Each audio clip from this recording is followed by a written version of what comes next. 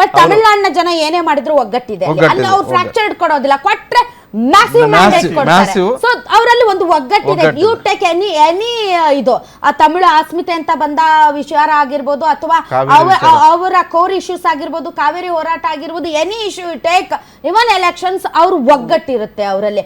There is no mixed opinions.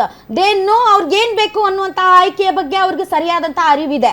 But ಇದು ಮಕ್ಕಳಾಟನ, ಆಡಳಿತ ಹೆಂಗ್ ಕೊಡ್ತಾರೆ, ಆ ಸಬ್ಜೆಕ್ಟ್ ನಾವು ಡಿಸ್ಕಸ್ ಮಾಡೋಣ. ಎಸ್ ಅಭಿಷೇಕ್. ಅದೇ ನಾವು ಫಸ್ಟ್ ನೋಡ್ಬೇಕಾದ್ರೆ ಟಿವಿಕೆಗೆ ವಿಜಯ್ ಅವ್ರಿಗೆ ಎಲ್ಲ ಕಡೆ ರೀಚ್ ಸಿಗುತ್ತಾ ಅಂತ ಜನ ಯೋಚನೆ ಮಾಡ್ತಾ ಇದ್ರು. ಇವಾಗ ನಮ್ಗೇನೋ ಪ್ರಾಬ್ಲಮ್ ಇದೆ ಅಂದ್ರೆ ವಿಜಯ್ ಅವ್ರಿಗೂ ಅದನ್ನ ತಲುಪ್ಸಕ್ಕಾಗುತ್ತಾ, ವಿಜಯ್ ಅವ್ರಿಲ್ಲ ಜನರ ಮಧ್ಯೆ ಬಂದು ಇರಕ್ಕಾಗುತ್ತಾ ಅನ್ನೋ ಒಂದು ಕ್ವಶನ್ ಮಾರ್ಕು ಸೃಷ್ಟಿಯಾಗಿತ್ತು 3-4 ಮಂತ್ಸ್. ಯಾಕಂದ್ರೆ ಅವ್ರು ಕ್ಯಾಂಪೇನಿಂಗ್ ಮಾಡೋಕ್ಕೂ ಬಿಡ್ತಾ ಇರಲಿಲ್ಲ.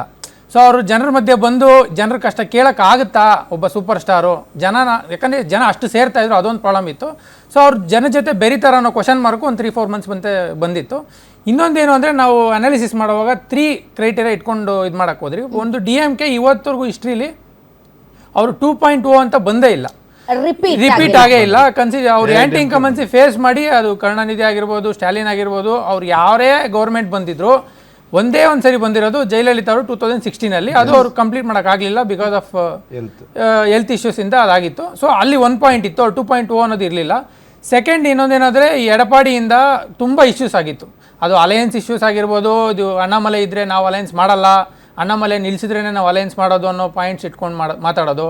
ಆಮೇಲೆ OPS ಇದ್ದರು, ಪನ್ನೀರ್ ಸೆಲ್ವಂ ಇದ್ದರು, ಅವ್ರನ್ನ ಪಾರ್ಟಿಯಿಂದ ಅವ್ರು, ಯಾಕಂದರೆ ನೀವು ಹಿಸ್ಟ್ರಿ ನೋಡೋದಾದರೆ 2002 ಜಯಲಲಿತಾ ಅವರು ಜೈಲಿಗೆ ಹೋದಾಗ OPSಗೆ ಕೊಟ್ಬಿಟ್ಟು ಹೋಗಿದ್ದು ಅಧಿಕಾರ.